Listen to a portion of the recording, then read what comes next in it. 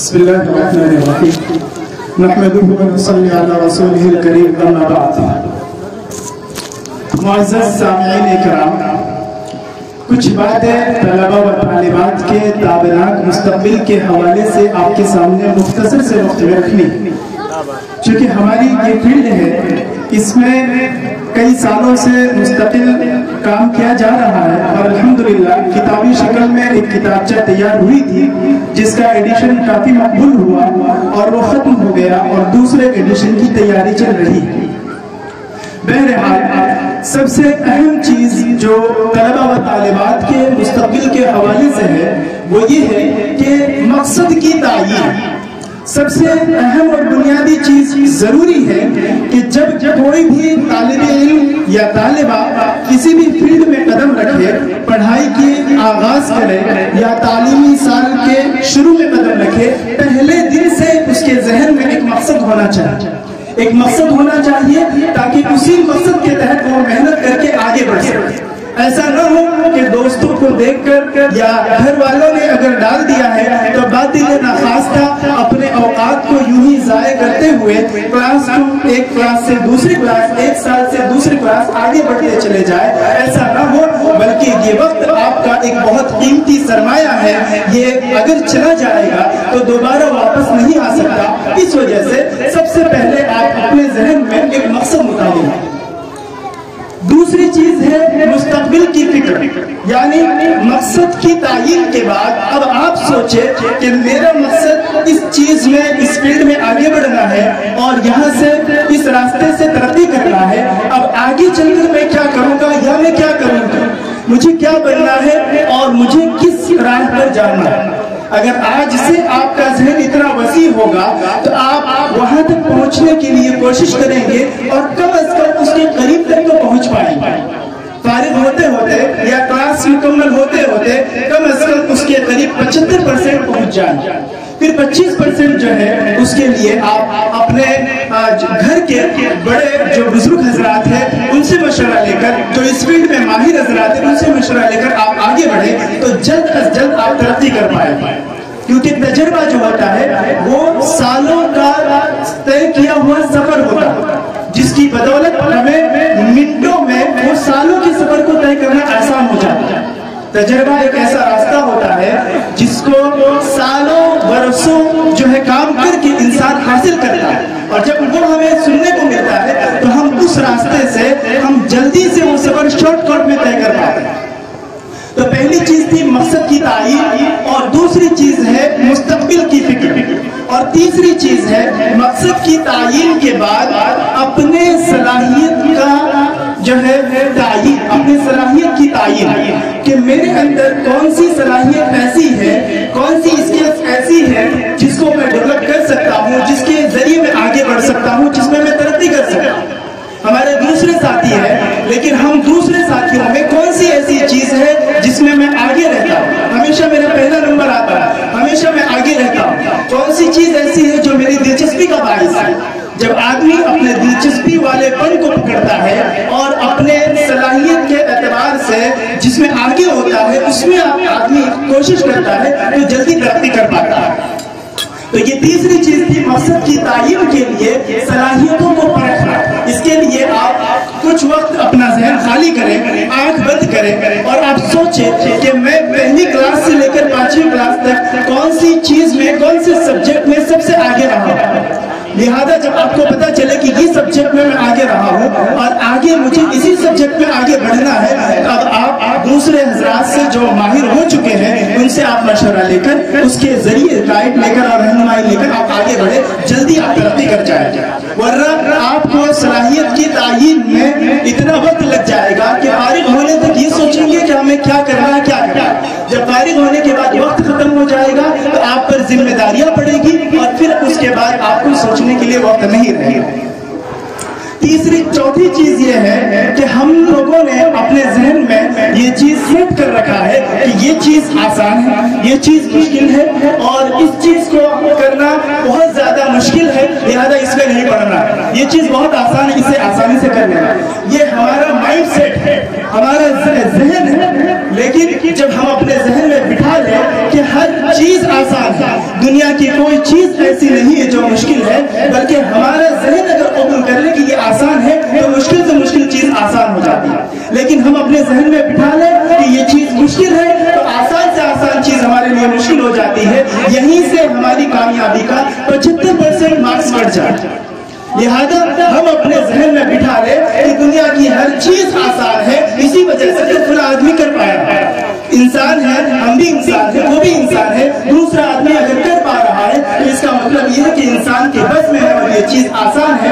بس یہ کہ ہمیں صحیح رہنمائی درکار ہے. ہم اپنے ذہن میں جب یہ بٹھا لیں گے کہ دنیا کی ہر چیز آسان ہے تو 75% ہماری کامیابی کا جو راستہ ہے وہ طے ہو جائے.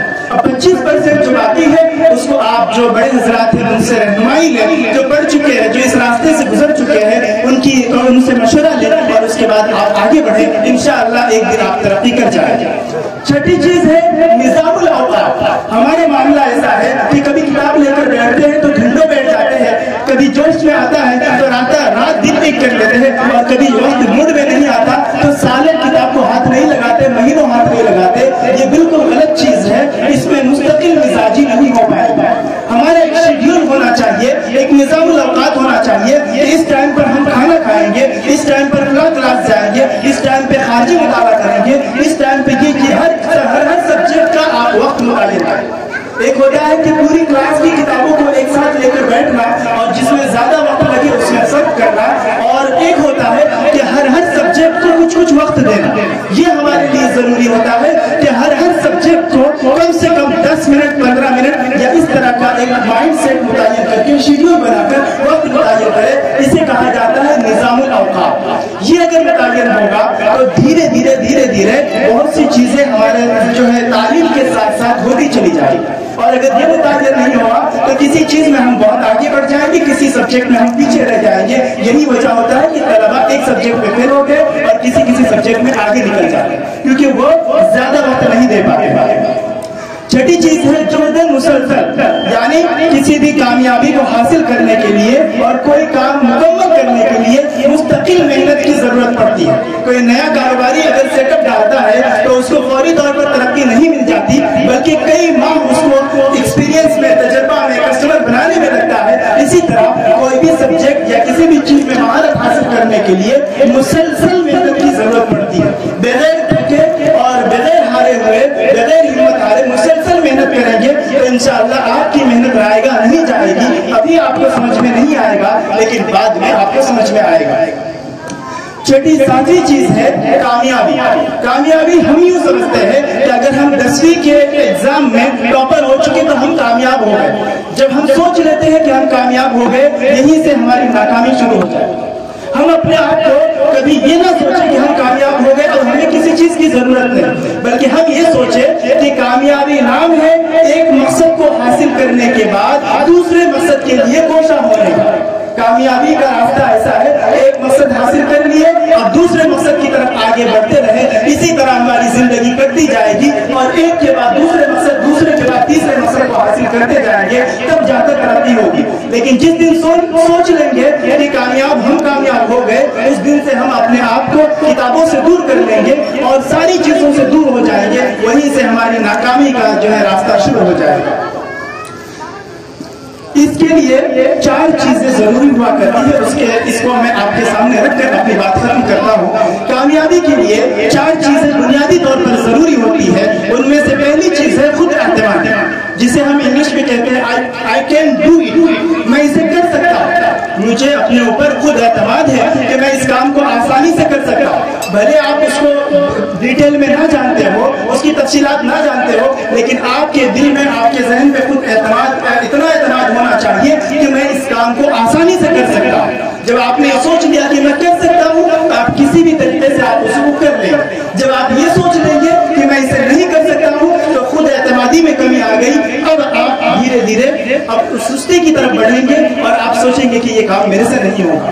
دوسری چیز ہے تخلیقی کردار. اللہ تبارک و تعالیٰ نے ہر ایک انسان میں کوئی نہ کوئی خوبی رکھی ہے کہ وہ دوسرے سے کسی نہ کسی صلاحیت میں ماہر ہوگا. چاہے غبی سے غبی طالب علم ہو, ایک دم کند ذہن بھی طالب علم ہو, لیکن کسی نہ کسی چیز میں ماہر ہوتا ہے وہ ہوتی ہے خدا داد صلاحیت، اللہ کی طرف سے عطا کی ہوئی صلاحیت. یہ ہمیں اپنے طور پر پرکھنا ہے، نکالنا ہے اور اپنے ہیرے کو تلاش کر کے اپنے آپ کو اس قابل بنانا ہے کہ ہم چمک سکیں.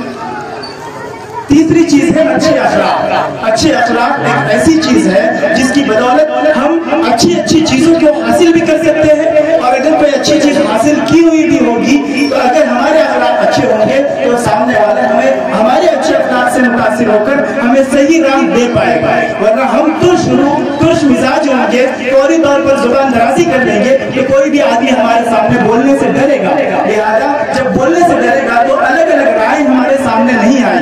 جب الگ الگ رائے نہیں آئے گی تو ہمیں دنیا کا تجربہ حاصل نہیں ہوگا، اور اگر الگ الگ رائے آئے گی تو ہمیں یہ تجربہ ہوگا کہ فلاں ایسے کہہ رہے تھے، مطلب یہ بھی راستہ ہے، یہ بھی راستہ. اس طرح کئی ساری چیزوں کے راہیں ہموار ہوں.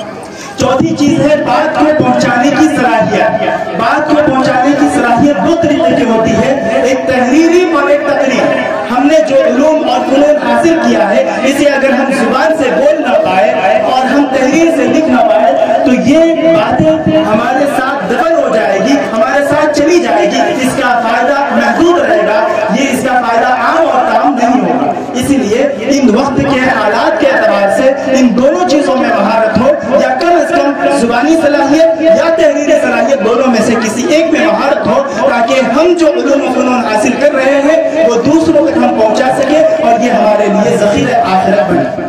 آخر ہے ایک اہم بات جو قابل توجہ ہے. لوگ ایسا سمجھتے ہیں کہ فلاں ہمارے رشتہ دار ہے تو ہم ان سے مسئلہ پوچھیں گے تو ہمیں شرم محسوس ہے. فلاں ہمارے مدرسے میں پڑھنے والے ہیں لیکن ہم ان سے کیوں پوچھیں، ہم دوسرے سے پوچھتے ہیں. اس چیز میں علوم و فنون کے سوال میں اور علم حاصل کرنے میں حیا اور کبر، یہ دو چیز ایسی ہے جو مانع بنتی ہے.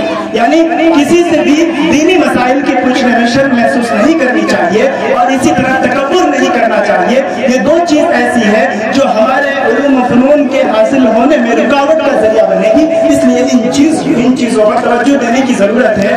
اور ایک اہم چیز ملک کی موجودہ صورتحال کے حساب سے جو ارتداد کی لہر چلی ہے، جو ہمارے بچے اور بچیاں ارتداد کی لپیٹ میں آ رہی ہے، اس کی بنیادی وجہ عقائد کا مضبوط نہ ہونا ہے. لہذا عقائد کی مضبوطی کی طرف دھیان دیا جائے اور باطل کی سازشوں کو پرکھ کر اس سے مقابلہ کرنے کی اپنے اندر کیپیسٹی اور صلاحیت پیدا کی جائے اور اس کو جان کر سمجھ کر اس سے بچنے کی راہیں اختیار کی جائے تو انشاءاللہ اس پر قابو ہو پائے گا. اور آخر میں ان تمام باتیں جو آپ کے سامنے رکھی گئی ہے، ان تمام باتوں کو سامنے رکھتے ہوئے آخر میں آپ ایک چیز اپنے ذہن میں بٹھا لیں کہ ہمارے لیے ضروری ہے کہ ہم محاسبہ کریں. یعنی ایک تاجر جب اپنی دکان ڈالتا ہے تو ہر مہینے کا حساب کرتا ہے کہ مجھے اس ایک مہینے میں کتنا منافع حاصل ہوا، میری سیلنگ کتنی ہوئی. اسی طرح ہمارے دن بھر کا جو وقت گزر رہا ہے یا مہینہ اور سال کا جو وقت گزر رہا ہے، ہم اس میں محاسبہ کریں کہ ہمیں کتنی چیزیں حاصل ہوئی، کتنی چیزوں میں مہارت ہوئی، کون سی چیزیں ہمیں حاصل نہیں ہوئی. اس محاسبے سے ہمارے اندر یہ فکر پیدا ہوگی کہ واقعی اس کو کرنے کی ضرورت ہے، اس میں میری کوتاہی ہے، اسے دور کرنے کی ضرورت ہے. اگر کچھ حاصل ہوا ہے تو اللہ کا شکر ادا کرے اور آگے بڑھے، اور اگر حاصل نہیں ہوا ہے تو اللہ سے توبہ استغفار کرے، معافی مانگے اور مزید آگے کے لیے محنت کرے، کوشش کرے. اللہ تبارک و تعالیٰ سے دعا ہے کہ اللہ تبارک و تعالیٰ ان طلبہ و طالبات کے مستقبل کو تابناک اور روشن بنائے اور ہم سب کو اپنی رضا اور محبت نصیب فرمائے اور آخر وقت میں حسن خاتمہ عطا فرمائے. آمین. وآخر دعوانا الحمدللہ.